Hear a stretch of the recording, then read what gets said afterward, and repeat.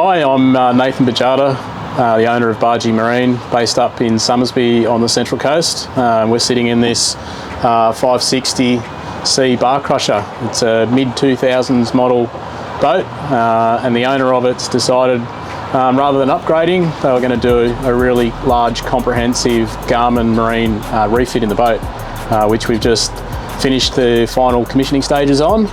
Taken Fishing World for a bit of a burn in the boat and showcased some of the features of all this late model cutting edge Garmin equipment that's been installed to it.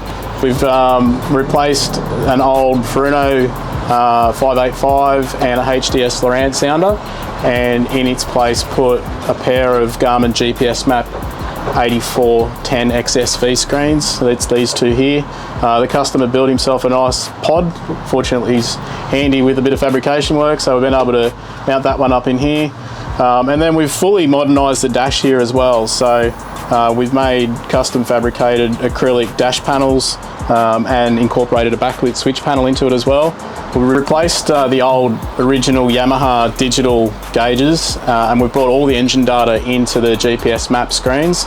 So now this customer's got a full Yamaha gauge screen up on his Garmin screen. So this is exactly what you would get if you bought a brand new Yamaha. This is the original Yamaha, and through the technology and the handshake between Garmin and Yamaha outboards, we're able to bring all that nice engine telemetry up into the Garmin screens. So by doing that, we've decluttered the dashboard, and we've really just modernised the entire look and feel of this boat and the helm area for this customer.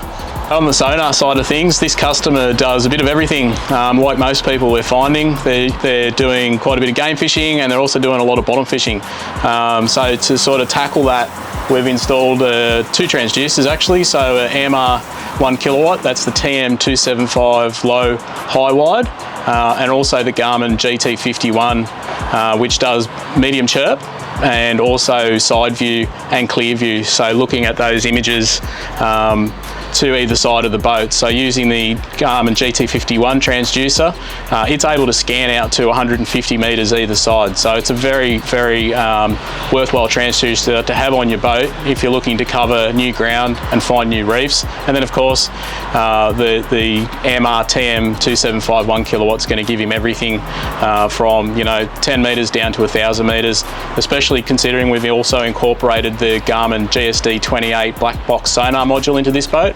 That's been recently introduced to the market. It's an absolute killer module, especially when it's paired up with the Garmin MSC10, which is Garmin's satellite compass.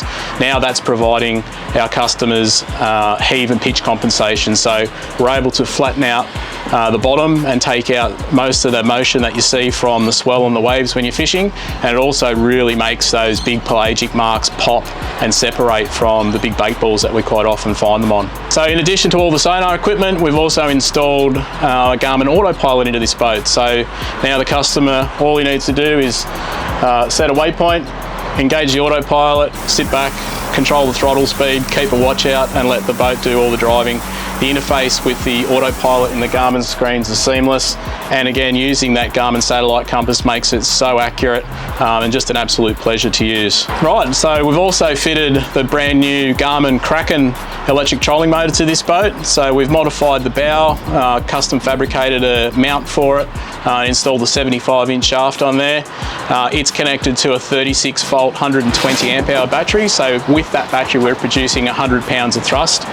We've just done the commissioning on the water here down at Gosford Waterfront, and with a heavy boat, so let's say 3 anglers, 3/4 a tank of fuel, and going into the wind, we're doing around 3.8 knots at full power, and incredibly quiet and drawing around 60 amps at 36 volts. So it's a very, very impressive electric trolling motor, and of course it's also interfaced back in through the Garmin GPS map screens here, or if you've got eco map screens, it's also interface there. So you've got full control through the screens, driving the Kraken, controlling it, sending it to a destination in a very similar fashion that you would using the autopilot. And then of course you also got the remote, which is hands down one of the best remotes on the market for electric trolling motors. Finally, we've also done a little bit of wiring tidy up on this boat. It's quite typical for boats of this age that the wiring is showing signs of age, wear and tear being in the saltwater environment. So we've done a nice rewire behind the dashboard, put some new fuse panels in, circuit breakers, and nicely labelled everything to try and give this boat the best chance of reliability moving forward.